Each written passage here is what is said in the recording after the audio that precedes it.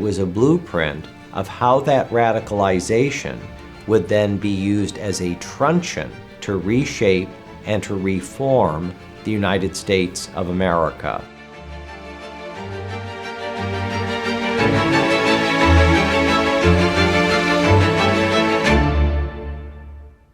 My name is Tim Goeglein. I'm the Vice President of Government and External Relations at Focus on the Family here in Washington. I have worked at Focus on the Family for 16 years. Previously, I worked for 8 years at the White House for George W. Bush, and before that, 10 years in the U.S. Senate for Dan Coats of Indiana. I am a conservative because I was raised in a very serious Christian home. My parents really put faith as the foundation of their marriage and of our family. I really had a very strong sense that I was a child of God, that I was made in the image of God, and that in this wonderful relationship that was the center of my life, my relationship with Jesus Christ, the more I began to read and explore and discuss men and women who shared this worldview, the more that I, read poetry, read drama, read good books, it was really those kind of seedlings of faith in my early life as a boy growing up in the Midwest that really germinated into what would become what you and I would call my public policy and cultural views. When I began to ask myself, where did the 1960s come from? This moral and social conflagration of the first order.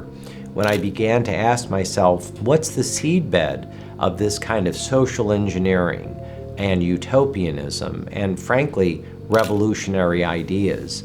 What I learned is that the 60s were not born in the 1960s.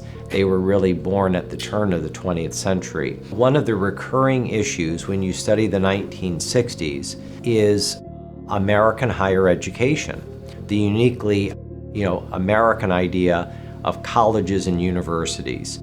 Where did those concepts come from? After the devastation of the 60s and 70s, there's another model. What were the ideas that formed the radicalization of higher education in the 1960s? And what you realize is that they culminate in something called the Port Huron Statement. It was essentially a blueprint, not just for the radicalization of American higher education, but it was a blueprint of how that radicalization would then be used as a truncheon against the rest of American society and culture to reshape and to reform the United States of America. Those changes were devastating and not to the good. I think it's very important to understand that blueprint as a way to further understand the larger cultural changes far beyond education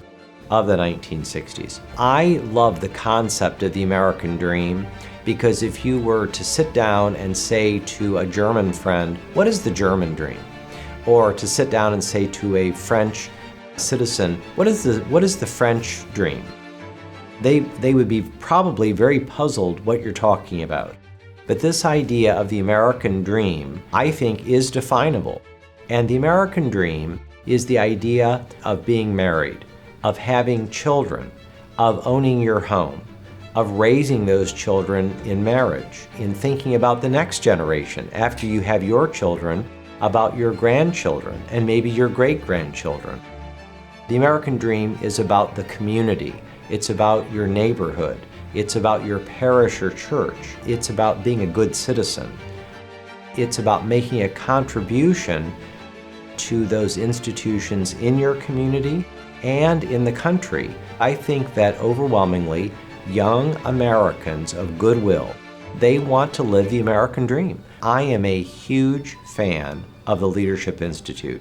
I have had an informal association and friendship with Leadership Institute for all of my adult life. The Leadership Institute is very systematic about creating a healthy community of young, bright, smart men and women of faith and training them, teaching them, and showing them and helping them in the way forward to living their vocations, living their professions, and making a wonderful contribution for all the things that we as conservatives believe. I think it's really a testament to Morton's mission and life and vision for the conservative movement and preparing many of what Edmund Burke called the little platoons to carry on this marvelous vision in the American experience.